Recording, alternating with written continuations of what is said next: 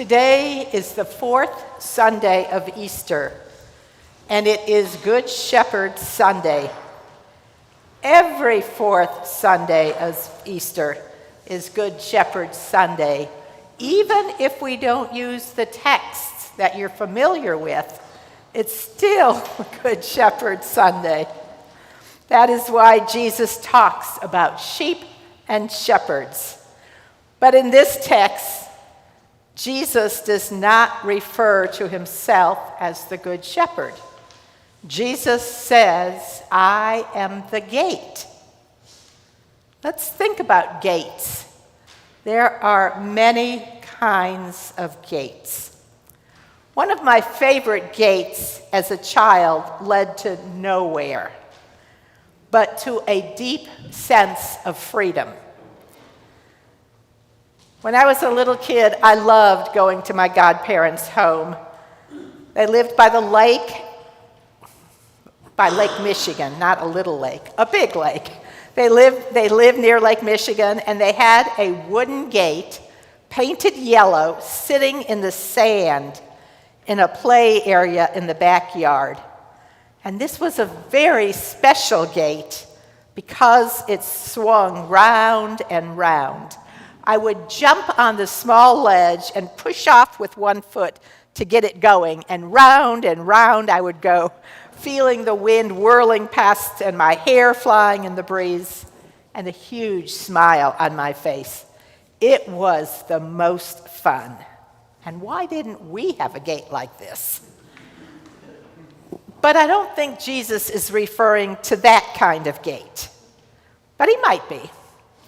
I think instead he's talking about a gate to a sheep pen. The pen is perhaps not a split rail fence, but something more like barbed wire attached to posts with large metal or wooden gates for entering and exiting. A place meant to hold sheep safely. This gate would be opened and closed by a gatekeeper. There may have been many sheep in this pen belonging to a number of shepherds. So Jesus is not the shepherd, though, in this text, not the gatekeeper, but the gate. So what do we make of that? To understand this text, we need to go back to the previous chapter. Remember the man born blind? The disciples asked, "Who sinned, this man or his parents?" And Jesus said, "No one." Jesus said, "I am the light of the world." Then he made mud, placed it on the man's eyes, told him to wash in the pool of Siloam. When the man came back, he could see. People kept asking him, "How did this happen?" And he simply told them what he knew. "The man put mud on my eyes, told me to wash, and now I see." But the Pharisees couldn't hear this. They only saw him as he had been, a blind man, a beggar, someone on the outside. Even after his life had changed, they could not imagine a new story for this man. To them, he did not belong, and so they cast him out. But Jesus does the opposite. Jesus goes and finds him. Jesus speaks to him. Jesus knows him. And then Jesus says something powerful. "I came into the world so that those who do not see may see, and those who see may become blind." The Pharisees hear this and they say, "Surely we aren't blind, are we?" And Jesus replies, "If you were blind, you would not have sin. But now that you say we see, your sin remains." Then he goes on, "Anyone who does not enter the sheep pen by the gate, but climbs over the wall, is a thief and a bandit. The one who enters through the gate is the shepherd of the sheep. The gatekeeper opens the gate for him, and the sheep listen to his voice. He calls out his own sheep by name and leads them out. He goes before them, and they follow because they know his voice. Those hearing still didn't understand. So Jesus says again, I assure you that I am the gate of the sheep. Whoever enters through me will be saved, will come in and go and find pasture. I come that they could have life, indeed, so that they could live life to the fullest. Let's think again about that man born blind. What kind of life did he have? He sat and he begged for food. We don't know where he slept. People looked down on him. He likely had very few friends, if any. People may have been rude and dismissive. And then Jesus showed up, brought him new life, a life he could never have imagined. And here is where this connects to us, because life to the fullest is not just about one person being healed. It is about belonging. It is about being seen. It is about being known. I was reminded many years ago while on pilgrimage on the Isle of Iona, I was walking along a road and there was a flock of sheep sauntering down towards me, and I prepared to walk by, and I suddenly heard a loud baa. And immediately all the sheep scattered to one side and stopped and stood staring at me. And I quickly walked by. There was no shepherd that I could see, just a large ram who seemed to be the leader. And after I passed, I heard another loud call, "Bah!" And just like that, the sheep moved back together and continued on. They knew the voice. They didn't know me, but they responded together to the voice.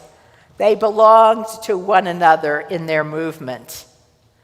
And perhaps that's something for us to notice, because we are not just individuals seeking abundant life on our own. We are community. We're a flock in a way, learning to listen, learning to recognize one another, learning to move together, learning to care about each other, to serve one another in community is not first about what we do. It is about how we see one another.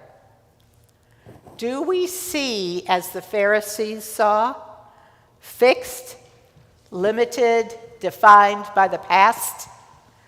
Or do we see as Jesus sees, open, curious, welcoming, aware that each person is more than we imagined? Jesus says, I am the gate. Perhaps that means he is the way into a different kind of life. A life where people are known by name. A life where no one is left outside. A life where we recognize one another as belonging. Let's do some wondering. I wonder what this gate would look like for you.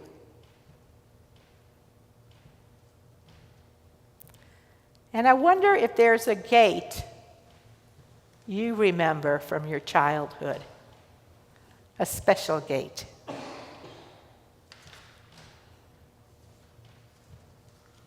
And I wonder how this gate leads us into living life to its fullest.